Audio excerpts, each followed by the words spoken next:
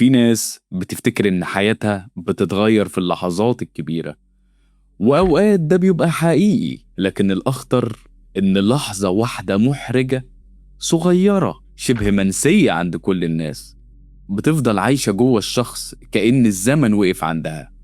جوب ما كانش شرير من البداية، هو بس معرفش يخرج من أسوأ لحظة في حياته.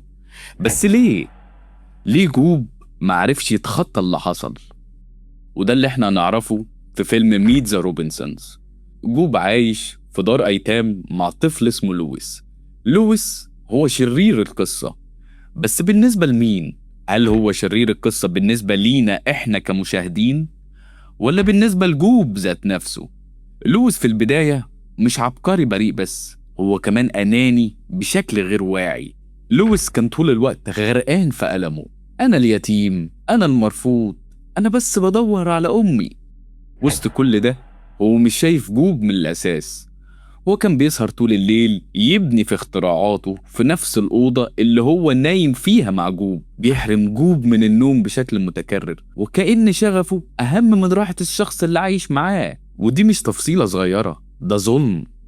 أنا مؤمن بمقولة rats sticks together، بس لويس ما كانش شايف ده لأنه كان عايز يثبت نفسه، فأهمل جوب اللي هو المفترض يكون صديقه. لويس بدل ما يعيش حياة طفل طبيعي بقى مهووس بالاختراعات. بس ليه لويس كان مهووس بالشكل ده؟ الاختراعات عند لويس كانت طريقة تعويض، هو بيخترع لأنه عنده فراغ أصلي جوه شخصيته. أنا اتسبت ليه؟ ومين سابني؟ الطفل لما بيتساب مش بيعيش بس فقدان شخص، هو بيعيش فقدان تفسير.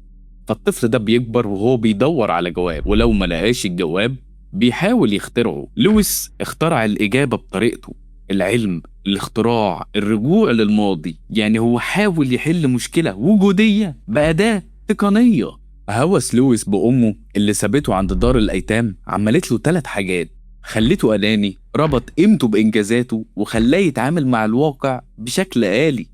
على عكس جوب اللي كان طبيعي جدا، كل اللي كان طالبه إن هو كان محتاج نوم، وده حاجة أساسية جدا. لويس سحبها منه بدون ما يهتم. لويس كان بيأذي جوب حتى لو بدون نية، وده مش بيبرئه. تراكم الأذى ده ما كانش مرة واحدة، ده كان ليلة ورا ليلة. جوب بيتسحب منه النوم، بيتسحب منه تركيزه، وبيتسحب منه هدوءه، وكل ده من غير ما حد يلاحظ. لحد ما جه اليوم اللي كل حاجة باظت فيه، يوم مباراة البيسبول. جوب راح الماتش وهو منهار من قلة النوم، ونام في الماتش في أسوأ لحظة ممكنة، وخسر الفريق بتاعه، والفريق بتاعه ضربوه.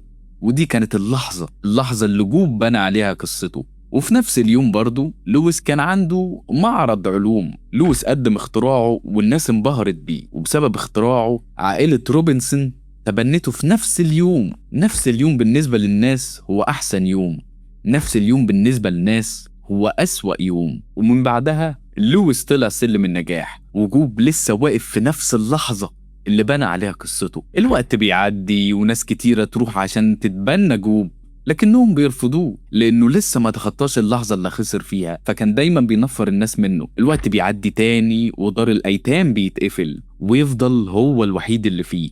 ساعتها جوب بيقرر إن لويس هو سبب دماره. لويس بقى الاسم اللي يقدر يحط عليه كل الكراهية اللي جواه، وبيقرر إنه هو يدمر لويس. جوب ما بقاش بس متألم، بقى عايز يعكس المعادلة.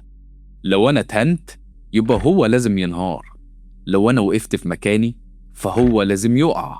لو هو خد المستقبل أنا هاخد منه الماضي، مش لأنه عايز يزور الماضي، لكن لأنه عايز يعيد كتابة لحظة تأسيس ألمه. الانتقام عند جوب مش ضد لويس الحالي وبس، الانتقام عنده كان ضد النسخة القديمة من لويس برضه. وجوب فعلا بيرجع بالزمن، بدل ما يروح يساعد نفسه لما خسر الماتش، لا، وراح علشان يدمر اليوم اللي لويس نجح فيه، مع انه كان يقدر يساعد نفسه في نفس اليوم.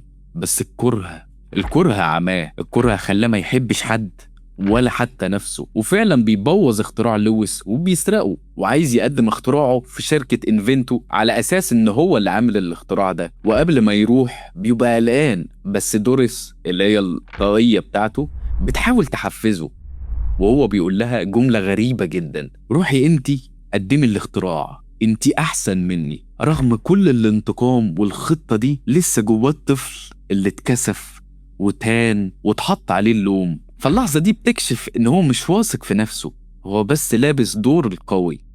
بعديها بيطلع وبيقدم الاختراع بس ما بيعرفش يشغله وبيبوظ منه، وبيقرر يدور على لويس من تاني عشان يصلح له الاختراع، وبيروح دار الأيتام.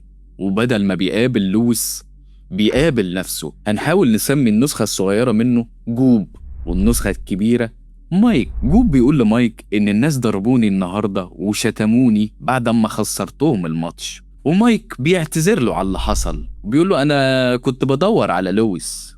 وبيطلع فعلا يدور على لويس، بس قبل ما يطلع بيدي نصيحة لجوب وبيقول له كل الناس هتقولك سيبها وعديها، بس ما تعملش كده. بدل كده سيبها تعفن وتغلي جواك. خد المشاعر دي واقفل عليها جواك وخليها هي اللي تحركك. خلي الكراهية تبقى حليفك، وساعتها هتبقى قادر تعمل حاجات بشعة بشكل مذهل.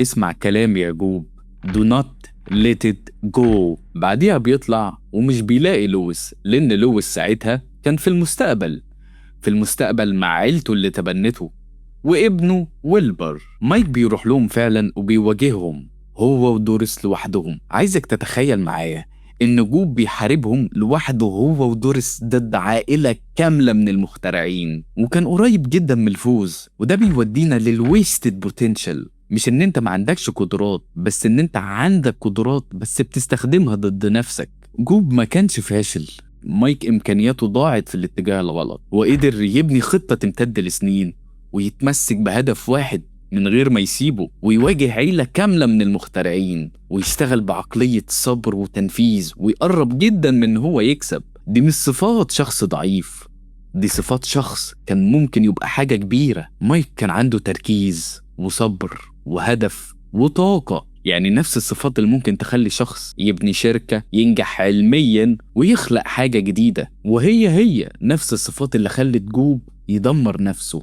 جوب ما خسرش لأنه ضعيف، جوب خسر لأنه اختار الاتجاه الغلط، وده اختار نوع من الخسارة لأنها مش واضحة. ده شخص كان ممكن ينجح عادي جدا، لكن كل طاقته راحت في حاجة واحدة بس، إن يثبت إن العالم ظلمه.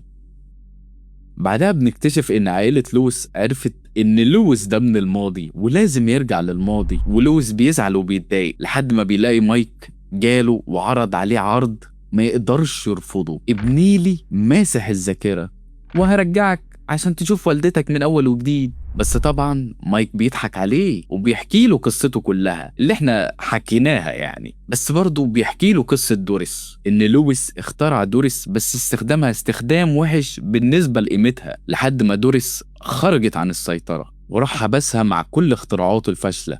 بس دوريس كانت ذكية جدا، هي حرفيا كانت عاملة نفسها ميتة، وقابلت مايك في اليوم اللي كان رايح يدمر فيه لويس، وبيتفقوا ان هما يرجعوا بالزمن. وبعدها المشهد بيتقطع للحاضر اللي هو في المستقبل يعني. ويلبر بيروح ينقذ لويس وبيروحوا لبيتهم، بس مايك بيرجع لهم وبيسرق منهم ماسح الذاكرة وبيرجع للماضي تاني وبيكمل في خطته وخطة دوريس ان هي تسيطر على العالم. بس بنكتشف ان مايك ما كانش راضي عن خطة دوريس، هو بس كان عايز يدمر لويس مش العالم.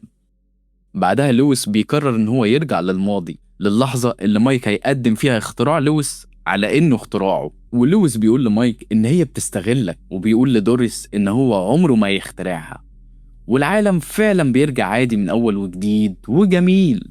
وفي نهاية الفيلم بنكتشف ان لويس ما صلحش مشكلة دوريس بس، لا ده كمان صلح مشكلة جوب في الواقع الجديد كسب الماتش في آخر الفيلم، وكمان تم تبنيه. فعلا النهاية خلصت بنهاية سعيدة لكل الطرفين، بس ده للأسف ما بيحصلش في الحياة الواقعية، نادرا جدا لما بيجيلك فرصة تانية. جوب ما كانش محتاج يرجع بالزمن، هو كان محتاج يسيب اللحظة اللي بنى قصته عليها. هو ما خسرش حياته يوم لما خسر الماتش، هو خسرها يوم لما قرر ان الماتش هو ده تعريفه الوحيد. ولويس ما كانش البطل المثالي، هو كان طفل موجوع بس أذى غيره وهو مش واخد باله، بس الفرق ان هو ما اختارش يعيش جوه ألمه.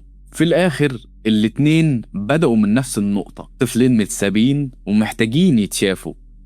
واحد استخدم قلمه عشان يبني، والتاني استخدم قلمه عشان يهدم. والفرق ما بينهم ما كانش في الذكاء ولا حتى في الظروف، فرق بينهم كان في القرار. بس انت هتعمل ايه في اللي حصل لك؟ هل هتسيبه يعرفك ولا هتختار انت تبقى مين؟